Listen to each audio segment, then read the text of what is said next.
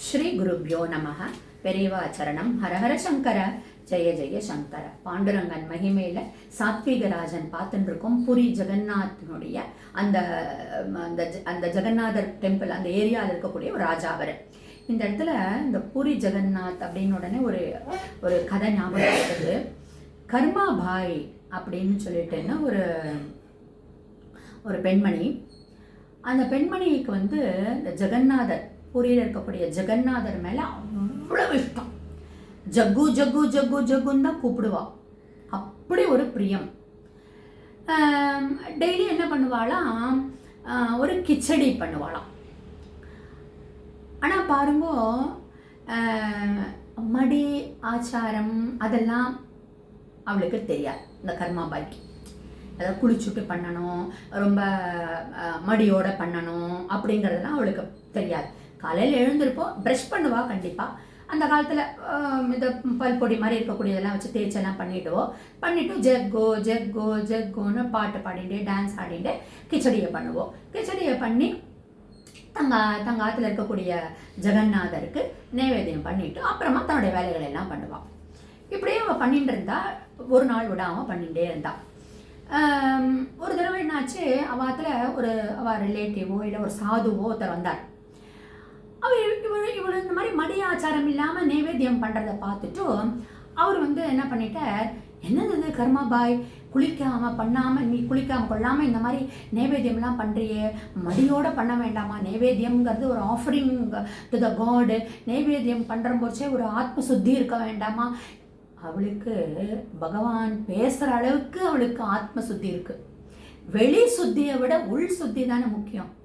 நாம் எத்தனை பேர் வந்து நன்னா குளிச்சுட்டு மடி ஆச்சாரத்தோடு இருக்கோன்னு பேர், ஆனால் ஆத்மா சுத்தி இருக்கா நம்மள்கிட்ட?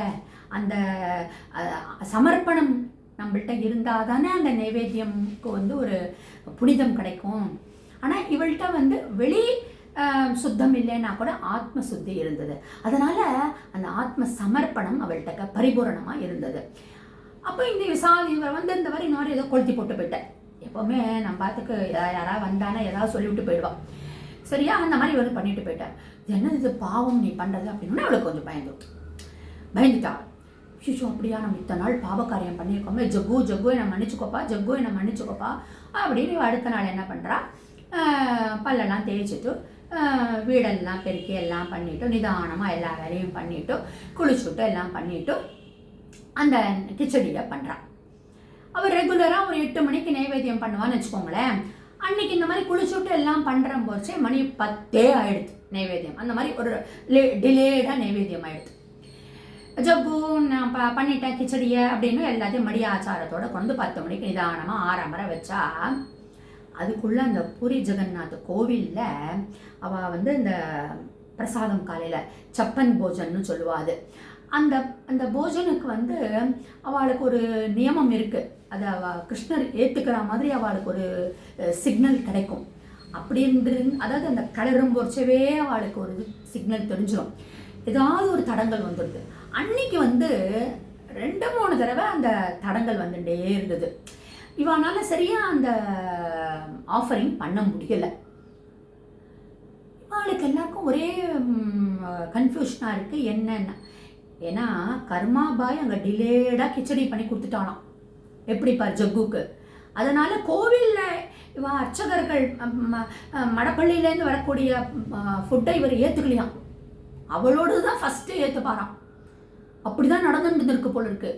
கர்மாபாய்க்கே தெரியாது, யாருக்குமே தெரியாது. ஏன்னா அவ்வளோ ஒரு ஆத்ம சமர்ப்பணத்தோடு அவர் பண்ணிட்டு இருக்காவோ. இப்போ இந்த மாதிரி கோவிலில் இந்த மாதிரி ஆன உடனே இந்த யார் கொளுத்தி போட்டாரோ அந்த மாமா, அந்த சாது கோவிலுக்கு போயிருக்கார். இந்த மாதிரி ஒரே கலாயபரமாக இருக்கே அப்படின்னு உடனே அவருக்கு உரைச்சுடுது.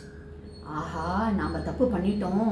கர்மாபாயோடைய ஒரு நைவேத்தியம் வந்து பகவான் ஏற்றுக்கிறார் அப்படின்னா, அவள் மடி ஆச்சாரமாக இல்லைன்னா கூட ஏற்றுக்கிறார் அப்படின்னா எவ்வளவு சுத்தியோடு அவள் ஆத்ம சுத்தியோடு அவள் பண்ணியிருக்கணும்னு அவர் நினச்சி ஓடி போய் அவர் காலில் விழுந்து, அம்மா நீ பண்ணிதாம்மா கரெக்டு அப்படின்னு சொல்கிறார்.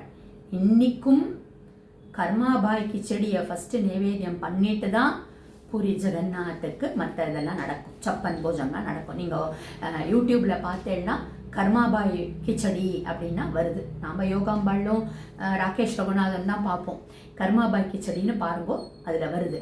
அந்த பூரி ஜெகநாத்துக்கு அவள் ஆஃபர் பண்ணினதுக்கு அப்புறமா தான், அந்த கிச்சடி ஆஃபர் பண்ணதுக்கு அப்புறமா தான் இவள் மற்றதெல்லாம் பண்ணுவா அப்படின்னு ஒரு கதை இருக்கு. சரி, இப்போ கம்மிங் டு த சாத்விகராஜன் கதை. இப்போது இவர் பர்த்டே வருது, அபிஷேகத்துக்கு கொடுத்துருக்கார். ராஜா போகிறார் கோவிலுக்கு. ராஜா போகிறார்னா படைகள் எல்லாரும் மக்கள் எல்லாருமே வர. பர்த்டே இல்லையா ராஜாக்கு, அத்தனை பேரும் கோவில் அசம்பிள் ஆயிருக்கா. அப்போது அபிஷேகம்லாம் ஆறுது. அபிஷேகம் ஆறும்போது தடை போட்டுறான் இல்லையா, தடை போடுவா இல்லையா. அப்போ என்ன ராஜா என்ன பண்ணுற, சாத்விகராஜன் சரி கொஞ்சம் அலங்காரம்லாம் ஆறதுக்கு லேட் ஆகும் போல இருக்கு அப்படின்னு இப்படி பார்க்குறார். அடுத்தது அவர் மைண்ட் எங்கே போகிறது பாருங்கோ, சூதாட்டத்துக்கு போயிடுச்சு. வெளி மண்டபத்தில் உட்காந்துட்டு நம்ம கொஞ்ச நேரம் விளையாடலாம், தடை போட்டிருக்கு இல்லையா, கொஞ்ச நேரம் நம்ம விளையாடலாம்.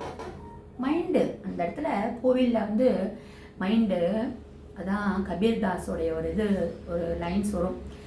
பீம்சென் ஜோஷி பாடுவார் இந்த பாட்டை, ரொம்ப நல்லா இருக்கும். நாம ஜபன் கியூ छोड़ दिया, क्रोध न छोड़ा, झूठा न छोड़ा, जिन सुमिरन से अति सुख पावे, लाल रतन को क्यों छोड़ दिया. பீம்சென் ஜோஷி பாடுவார் இந்த பாட்டை கேளுங்கோ. நாம ஜபன கியோ छोड़ दिया, நான் ஜபன் பண்ணுறதை விட்டுட்டியப்பா, கோபத்தை விடலை, பொய் சொல்கிறத விடலை, ரத்தனம் மாணிக்கமாக இருக்கக்கூடிய பகவானுடைய நாமத்தை சொல்கிறத விட்டுட்டியேப்பா அப்படின்னு அந்த லைன்ஸ் வருது. இப்போ இந்த பகவான் நாமத்தை சொல்லின்னு உட்காந்துருக்கலாம் இல்லையா, சாத்விகராஜன் நல்லவர் தான், பக்தி உள்ளவர் தான், பாகவதால் ஆதரிக்கிறவர் தான். ஆனால் மைண்ட் அந்த இடத்துல சூதாட்டத்துக்கு போயிடுச்சு. வெளி மண்டபத்தில் உட்காந்துட்டு சூதாட்டம் ஆட ஆரம்பிச்சுட்டா தன்னுடைய ஃப்ரெண்ட்ஸோட. அவர் பண்ணுற போச்சே மந்திரிகள்லாம் தடுக்க முடியல. ரொம்ப இன்ட்ரெஸ்டிங்காக ஆட்டம் போயின்ட்டுருக்கு. தடை விலகிறது, தீபாரதனை காமிக்க போகிறா. தீர்த்த பிரசாதம் வாங்கிக்கிறதுக்கு அர்ச்சகர் வந்து கூப்பிடுறார். இவர் ஆட்ட சுவாரஸ்யத்தில் காதலிய வேலை.